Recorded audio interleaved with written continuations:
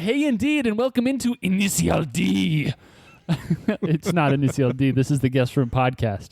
But I think I may have had you fooled there for a second. I'm your host, Mike. That's Kevin over there. Up. That's Andy. Around. And that's KD. Down. Okay. All right. Verbs, guys. Verbs. We'll work on them. Now, I guess it was implied. Down can be a verb in certain circumstances. Like I downed 2 bottles of whiskey or something like that. Whiskey? Whiskey what way? Listeners, welcome in. This is a trivia podcast. We play games, and one of the games that we play is called the Secret Phrase Game, and you play it too. It's cool. It's like an interactive thing where we get to play together, even though we are forever embedded in the sound waves of podcastitude, and you get to listen whenever you want. Nice. Forever is a long time. Yeah. So is embedded. Yeah. Not quite as long. It's a secret phrase game. We ask you to try to figure out which host has been given a weirdish phrase assigned by the other 3 hosts. If you think you know who it was and what they said, then send your guess to theguestroompodcast@gmail.com. The level of weirditude vacillates. Oh, it vacillates. It oscillates. What's the difference between those 2 words? I think one seems on purpose and one seems an accident. It's probably somewhat like the difference between affect and effect. Ah, okay. But I'm one's, not sure. One's a verb, one's a noun. I don't know. One sounds more like Vaseline. That's certainly true. Okay. I think between any 2 words, one sounds more like Vaseline. And it could just be the onomatopoeia of the word as you're saying it. Just like onomatopoeia. Yeah, because onomatopoeia is onomatopoeia, right? Oh, listeners, if you don't know what we're talking about, go back and listen to the back catalog.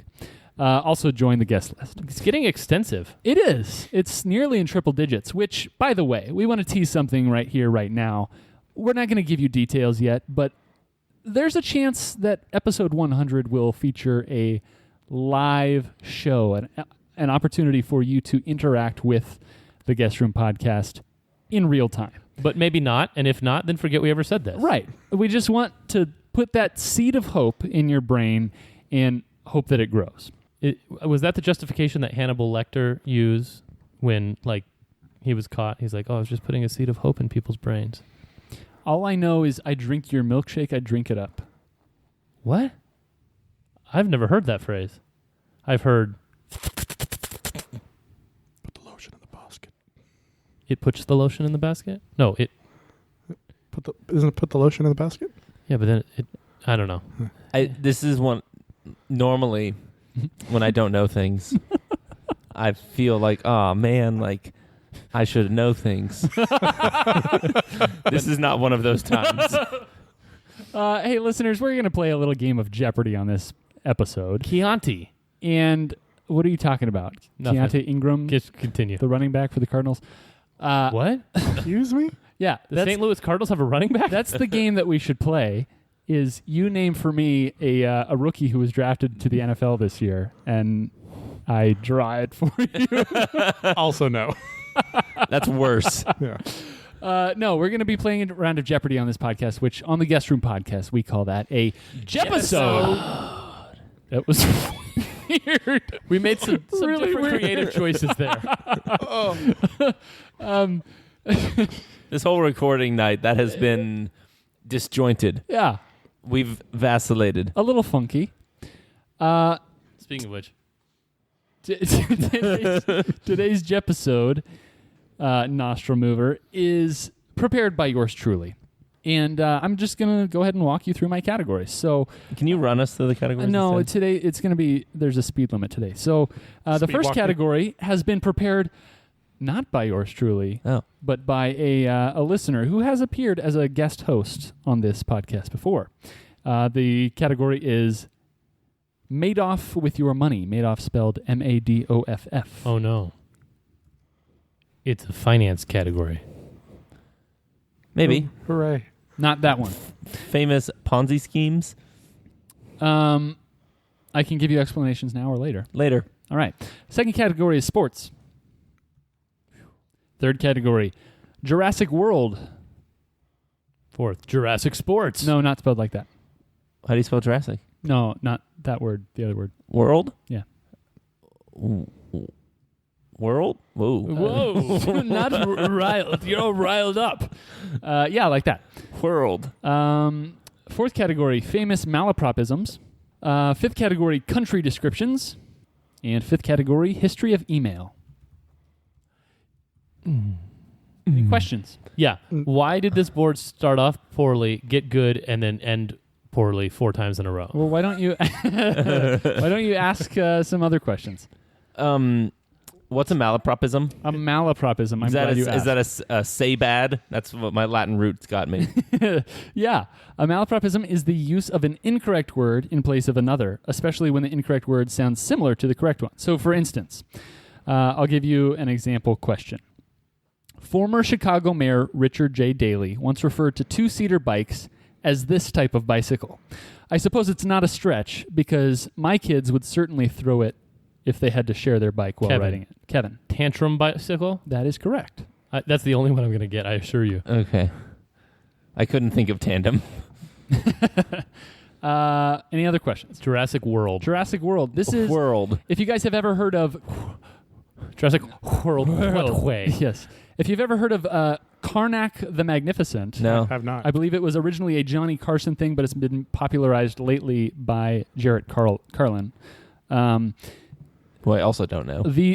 So these are sort of plays on words with people's names. For instance, one of the famous ones back in the day was, what do you have left? What do you have left after eating the La Brea tar peaches? Kevin? Well, La Brea tar pits? That's correct. So it's Wait, why am I buzzing you? right. So it's a play on names, and specifically in this case, names of actors or actresses in the most recent Jurassic World movie. Okay. What about the history of email? History of email. I don't have an explanation for that because it doesn't need one. Okay, and made off with your money. Made off with your money. Greatest scams and schemes of history. Flim flams and jib jabs. By the way, we are using Bamboozles. a more lax definition of sports than KD's definition. Is it more lax than my definition? What's your definition of What's your sports? definition? Chess is a sport. It's That's probably, your only definition? It's probably not more lax than your definition. Somewhere in between Katie and Kevin. By the way, listeners, if you haven't emailed us about the chess thing, please do. And country descriptions, since you asked. No one wants to chime in on that one? Nope. Okay. This is describing country singers with lyrics from their own songs. Oh, no. Well, I don't like So we that have to name category the anymore. artist? My give up. Did you name the artist? Correct. Okay. Yep, name the artist. And this is how they describe themselves in their... Not necessarily, but it'll sound like Sounds like it's ironic or something. yeah, Okay. something like that. All right, who is starting us off? Andy, you've complained the least, so you'll be starting us off today. Is that the standard all the time or just this time? Just this time. Okay. I like the inconsistency.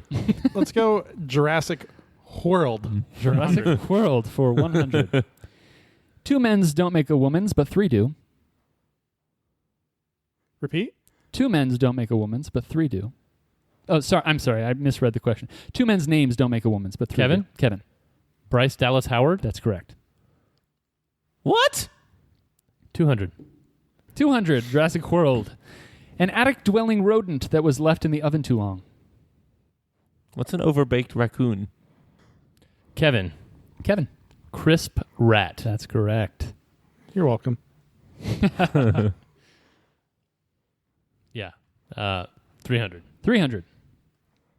How we'd address Andy if he were on the Supreme Court. Kevin? Kevin. Justice Smith? Yeah, that's correct. I have no idea anything about that person. I don't know their gender. Maybe they don't know their gender. 400. For 400. For 400. That was a tough clue, Mike. That was, yeah. Subtract the vision's love interest from the opposite of foolish. Kevin, would you like to assist me? But I assisted you. I mean, I understand the clue. I just have no idea who people are. Like, say it again? Subtract the vision's love interest from the opposite of foolish. I need... well, okay, so the opposite of foolish is wise. Are you sure you're not subtracting the opposite of foolish from the Vision's love interest? Say the clue again. Subtract the Vision's love interest from the opposite of foolish. The opposite of foolish is wisdom. No, it's wise. Wise. Vision's love interest is Wanda. Anda. I'm no. Oh, crikey. Ow. That was so loud. You can do it again. That was much better. I couldn't hear it the second time. My ears are still bleeding. Sorry.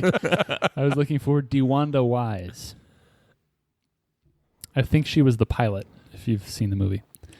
Wow. DeWanda Wise? DeWanda Wise. To take out Wanda from Wise. You DeWanda Wise. Ooh.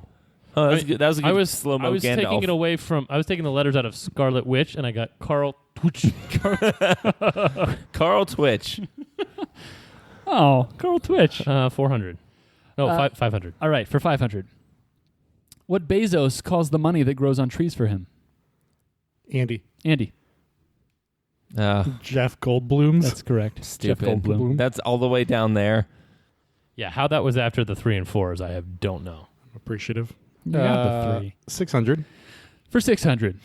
Existential question that asks if a chime or gong qualifies as something pastors preach. Repeat. Existential question that asks if a chime or gong qualifies as something pastors preach. I just don't know people. Yeah, I mean, literally there was Jeff Goldblum, Chris Pratt, and Dallas Howard that I knew were in the movies. I don't think this is one of the previous actors coming back. I'm not going to say their names just in case it is, but and for that reason, I'm out. Sorry, I'm looking for Bell's Sermon. Isabella Sermon. I had is and sermon. Oh, that's a great. Yeah, that's cool. Isabella Sermon. So if I had buzzed in and been like Bella Sermon, it depends on how much you would have slurred your words there. Isabella Sermon. All right, I believe the board belongs to Andy. Yep. Famous malapropisms for 100. Famous malapropisms for 100. In 2002, Mike Tyson was quoted as saying he would fade into this, which was surprising considering he had a Brazilian options. He had a what? In 2002, Mike Tyson was quoted as saying he would fade into this, which was surprising considering he had a Brazilian options. KD. The wax. Sorry, that's incorrect. What? Can you, just the last bit about the Brazil thing? Which was surprising considering he had a Brazilian options. What was your answer? The wax. I was thinking Brazilian wax kind of deal. But it's Mike Tyson. Like, it clearly has something to do with a bazillion, but I don't know. No, I don't fade into a bazillion? I thought he was going to, fade into the background or something like that, Sorry, I was looking for Bolivian instead of oblivion. Oh. He said, I'm going to fade into Bolivian. What is a Brazilian options? That was supposed to next to give you each a other. hint that it was in South America. Oh, my. You should have been able to get it with just the first half of the clue. Andy, board is yours. 200. According to a 1989 book, Yogi Berra once told Vice President George Bush that Texas has a lot of this type of vote, which makes sense considering the amount of power needed for Texas's 15 million residents in the 80s. No clue. Sorry, I'm looking for electrical instead of electoral. 300. Giving you guys a lot in these clues. All right. There's a part of one's brain that must be needed for this that we don't have. Former Chicago Mayor Richard J. Daley. Oh, no, again? Yeah. Once referred to O'Hare Airport as the blank of the nation.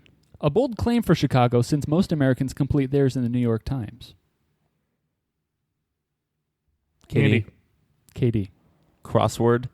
Crosswords is correct instead of crossroads. KD, the board is yours. Sports for one. Sports for one. Thank you. Originally dubbed snurfing, this sport was developed in 1965 and was inspired by skateboarding, sledding, surfing, and skiing. It became an Olympic sport in 1998. Kevin.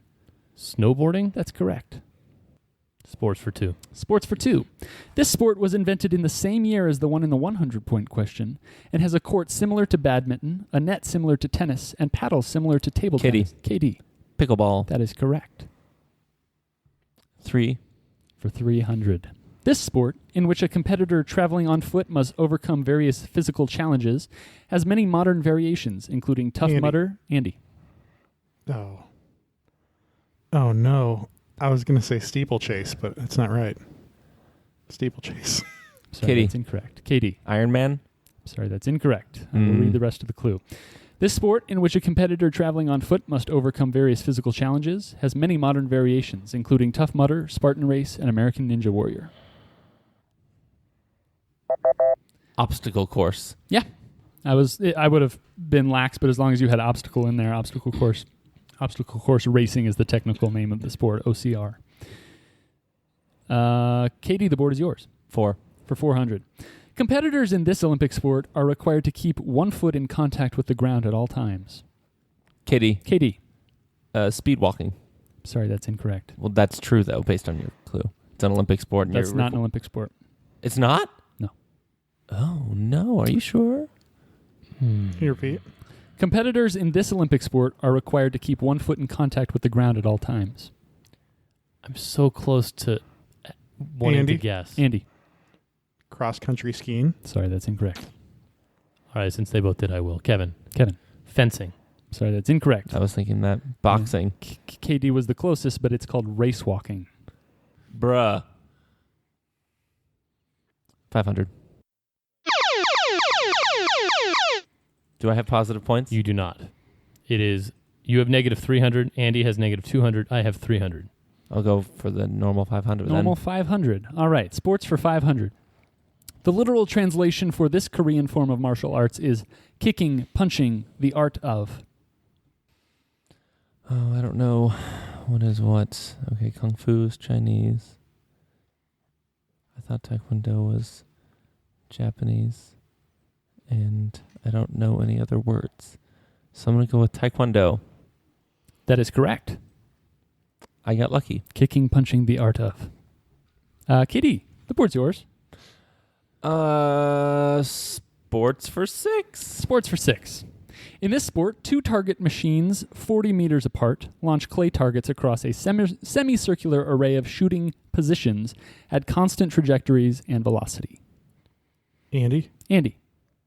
Clay pigeon. Sorry, that's incorrect. I know the other name for it. Repeat. In this sport, two target machines 40 meters apart launch clay targets across a semicircular array of shooting positions at constant trajectories and velocity. Tense are hard. Wouldn't that be tense is hard? I don't know if I go for it or not. I have another guess. Please. Kevin. Skeet shooting. That is correct. We should be able to buy back in. Like, double down. How many more points would have been lost over the history of this podcast? By the way, the 6 sports were, in order, snowboarding, pickleball, obstacle course, race walking, taekwondo, and skeet shooting. Sports. Wow. That's fun. That's stupid. That's why I was very specific with some of those, because clay pigeons and speed walking. History of email for 100. All right, history. YouTube. I could stay up late watching chocolate rain. History of email for 100. Well, email was invented in 1971. The first one of these was not sent until 1978, earning $13 million for its sender. Earning? For the sender?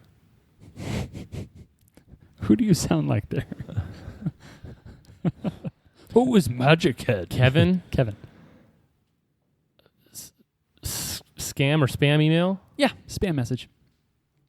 Oh. So the first spam message sent was actually like not a scam per se. It was just mass marketing. Will you please send me money? Because no, I want to buy a boat. I think it was marketing a product. It was an actual product, but nobody actually wanted that email, so it was considered spam. It seems like spam and scam are much closer in meaning than maybe they used to be. Because of our brains? I don't know. 200. In 1988, the first commercially available email product was released called MS Mail. It was really it was the predecessor. Andy. Hotmail. Sorry, that's incorrect. For this product today. Let me reread. Please reread. In 1988, the first commercially available email product was released called MS Mail. It was the predecessor for this product today. Kevin. Microsoft Office. Microsoft Outlook from Office. Outlook/Exchange, yeah. 200 points. That's right. They just now. So he gave an incorrect answer, and then you gave him points? Well, it wasn't necessarily incorrect. Outlook is part of the Office suite. It's an incorrect answer. You're an incorrect answer. He might not have finished his answer. He might have been saying Microsoft. He was looking at me, and I was shaking my head. Maybe you shouldn't have shaken your head. Shooken. Don't be shooken stuff, Andy. Then when I said clay pigeon, I should have gotten time to say skeet shooting. I had to do, because I don't know anything about clay pigeon or skeet shooting, I did a lot of research into the differences that separate. There are actually 3 disciplines in that sport, or 3 sports in that discipline. I don't know how to say that. So that's why I got really specific with the meters and everything. Iambic pentameter? Iambic pentameter. Kevin, the board's yours. 300. As recently as 2016, Elwood Edwards was driving for Uber, but his true claim to fame was recording this 3-word notification. Andy. You've got mail. That's correct. 400. That's cool. MIME, or Multi-Purpose Internet Mail Extension, made it possible in 1992 to include this in emails. KD. Attachments? Yeah, multimedia attachments. Famous malaprop. Did you just utter one? Famous for 4. For 400. Former Boston Mayor Thomas Menino. Why are they always mayors? The mayors say stupid stuff. Former Boston Mayor Thomas Menino was reported as saying someone was, quote, a man of great blank in our city. Maybe Menino thought he was mayor of Florence and was referring to King David. Kevin. Statue? That's correct. Instead of stature. A man of great stature. History of email for 500. History of email for 500. In the mid-1990s, the first 2 free webmail services blasted off, Hotmail and this, which went on to become Yahoo Mail. Again? In the mid-1990s, the first 2 free webmail services blasted off, Hotmail and this, which went on to become Yahoo Mail. I thought Hotmail went on to become Yahoo Mail. You failed me. Excite or? Sorry, I was looking for Rocket Mail. Rocket Mail. 600. In 1982, mail server methods were standardized with the introduction of SMTP, which stands for this. I have a guess for no points. What are the scores? You have negative 700. Katie has 600. I have 1,600. Andy. Send mail transfer protocol.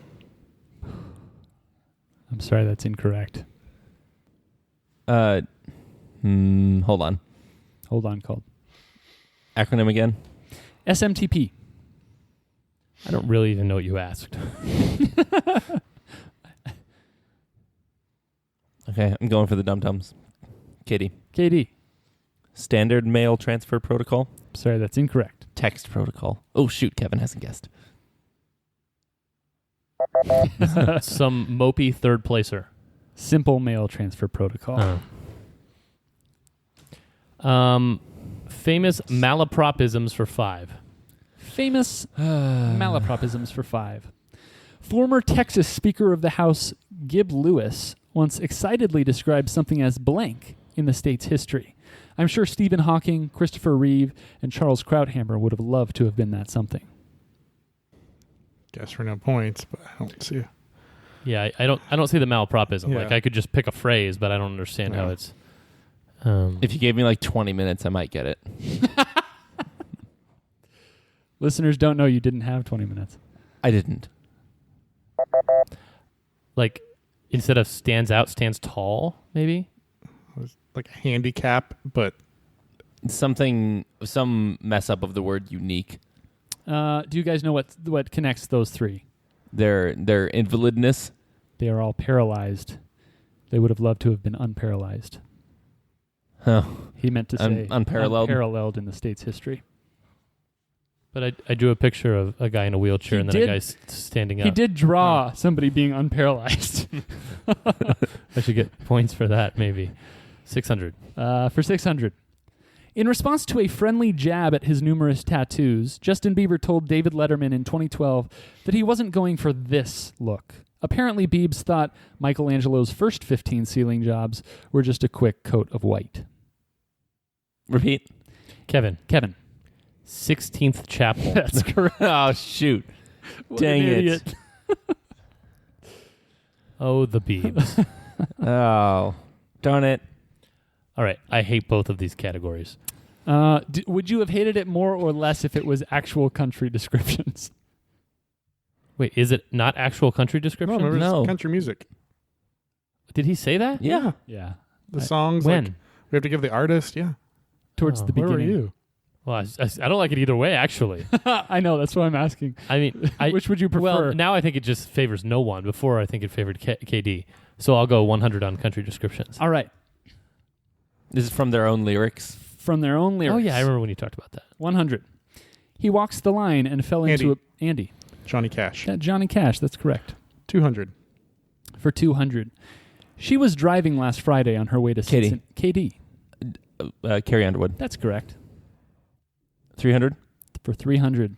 He belongs in West Virginia, Mountain Mama. Andy. Kitty. Andy. John Denver. That's correct. 400. For 400. You make them want to roll their windows down and cruise. Andy. Andy. Florida Georgia line. That's correct. 500. For 500. He's got friends in low places. Andy. Garth Brooks. That's correct. 600. For 600. She will always love you, and so will Whitney Houston. Andy. Oh. And I... Stop. That's Whitney Houston. I know. Yeah. Mike hates that song. My fault. I'll say Faith Hill. Sorry, that's incorrect. That was a whirlwind Yeah. just now. A Jurassic whirlwind? Andy got a lot of points. Yeah. Reba. Yeah. Sorry, it was Dolly Parton. Ah, shoot. That was Whitney bought the song from her. If that would have been just a crazy category for you if you had gotten that last one. Wow. All for naught. I mean, you're still up 700 on the whole category.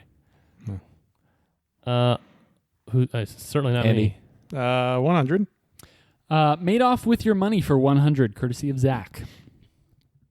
This young female former CEO is awaiting sentencing after making big bloody promises that her once $9 billion company couldn't keep with technology they never had. Yeah. Yep. I don't know her name. Yep. Elizabeth Holmes. Yep. Theranos? Yep. I don't know what that I is. think it's pronounced Theranos. No. Cool.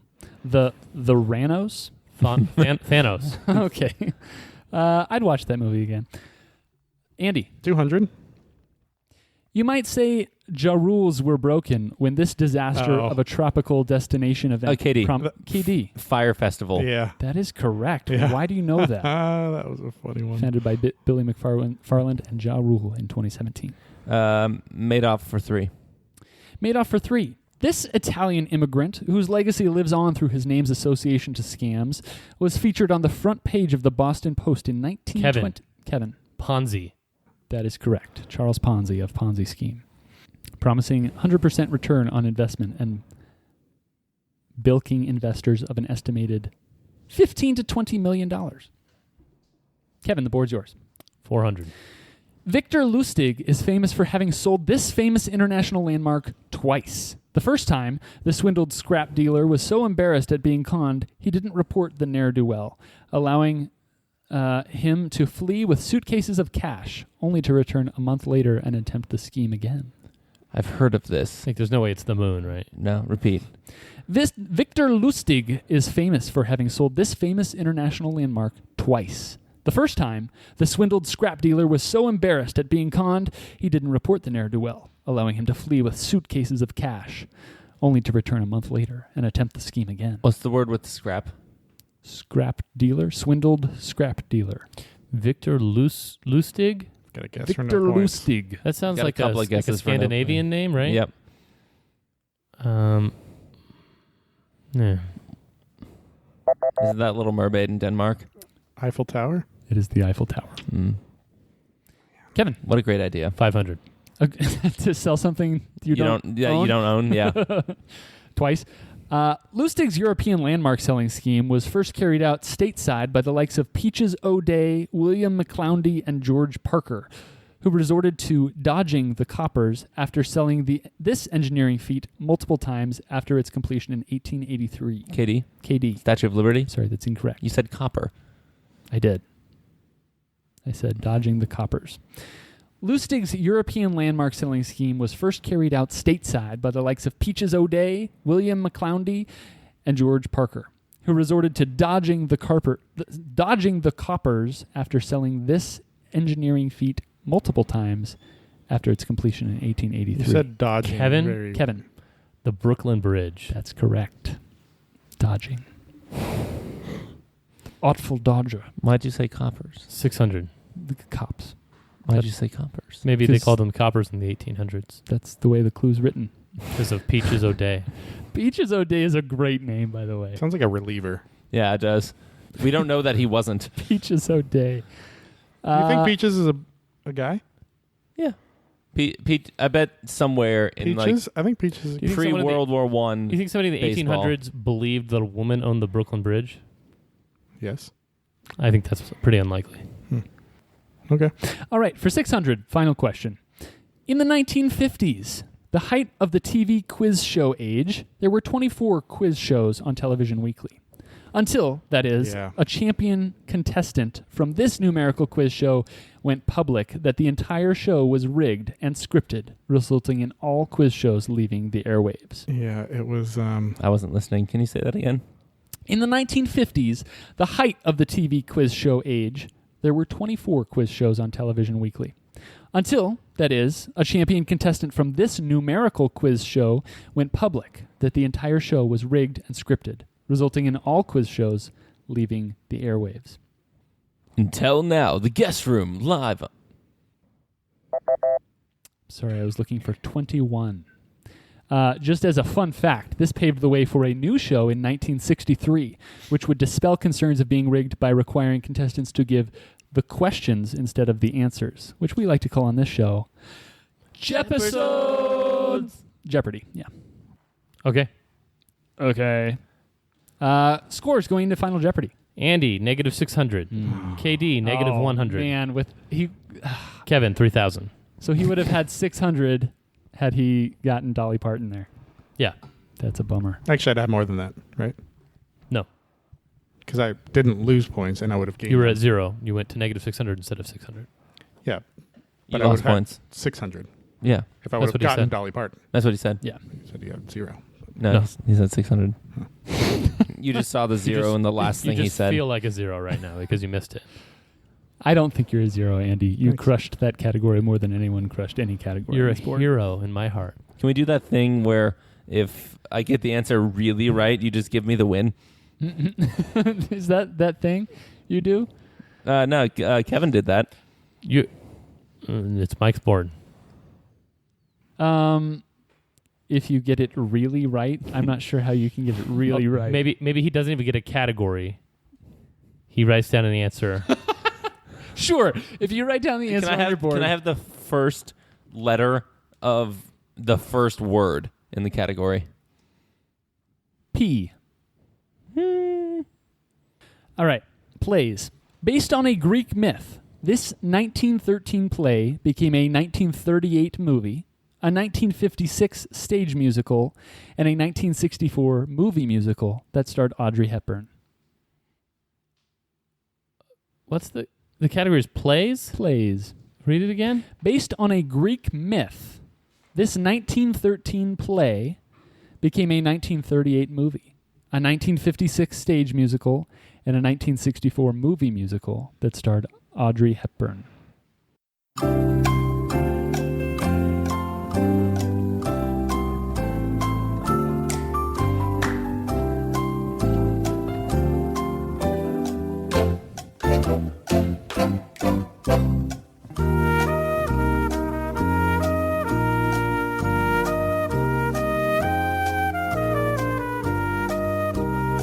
Someone really needs to sample this song and put in a hit. Usually like Drake should sample it or something. Why Drake? Because we like Drake. You can call him on his cell phone. Yeah. I can't. Well, you used to. Mean one thing when you do. All right, Andy, are you playing along for the ride? I mean, I've guessed, but it's totally wrong. All right. What's your guess that's totally wrong? Casablanca? Casablanca, he says, and he still has negative 600 points. KD guessed for Glory Wallaby. I don't think that's And he it. had how many points? Negative 100. Negative 100. And Kevin wagered all 3,000 of his points and guessed Breakfast at Tiffany's. Unfortunately, the play that inspired the movie called My Fair Lady was Pygmalion in 1913, based on a Greek myth, meaning that Kevin wins with a score of 0. All right. Final score recap was... Yeah, Andy negative 600, KD negative 100, Kevin 0. Kevin, resounding win. I mean, when you got to beat him, you got to beat him down. To what do you owe such great success? Integers being able to be multiplied by negative numbers. Okay. I see.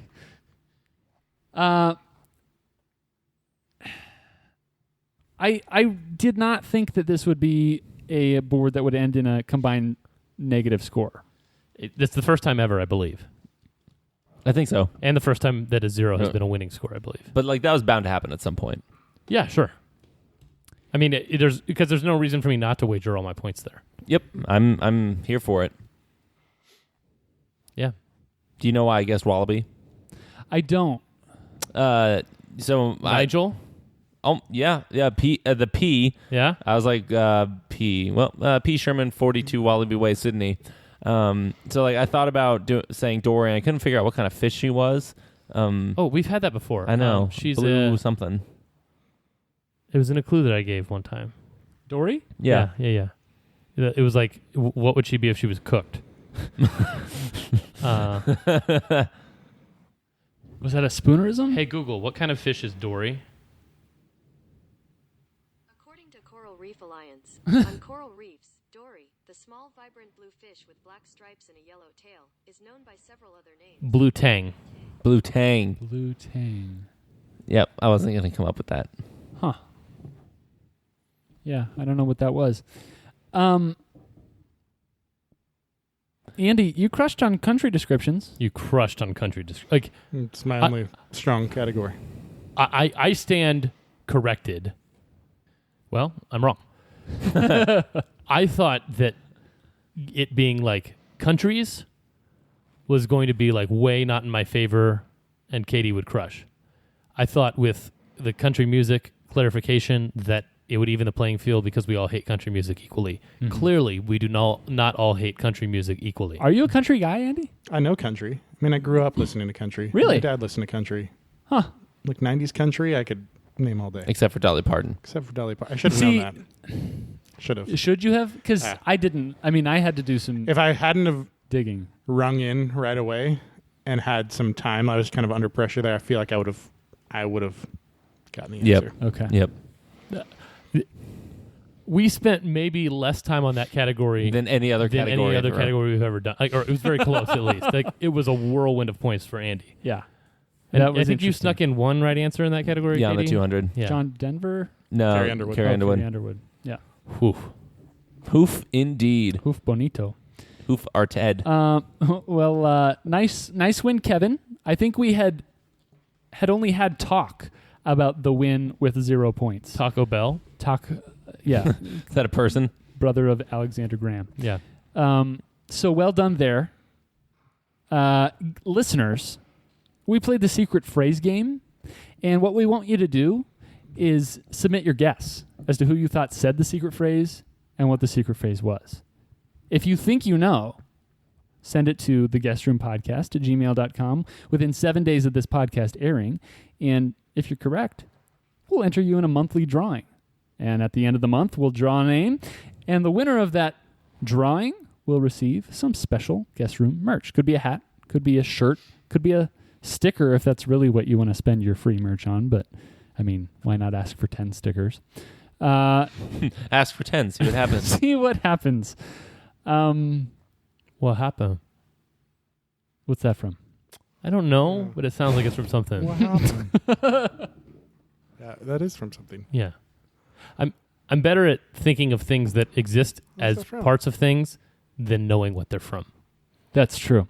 Hey, listeners, we appreciate you guys. Thank you so much for listening and for telling other people about us, and for telling your pets as well. We appreciate that. We want all the ears on our episodes. If you feel like you need to listen again, feel free to do that as well. And you can always submit a question to get roasted by Kevin at the guestroompodcast@gmail.com. Turkey! Until then, thank you all for listening. For all of us here at the Guest Room Podcast, for KD, for Andy, for Kevin, and for, I don't know. Dolly Parton. Dolly Parton. Drake? No, Dolly Parton. Yeah. I'm Mike. And as always, farewell.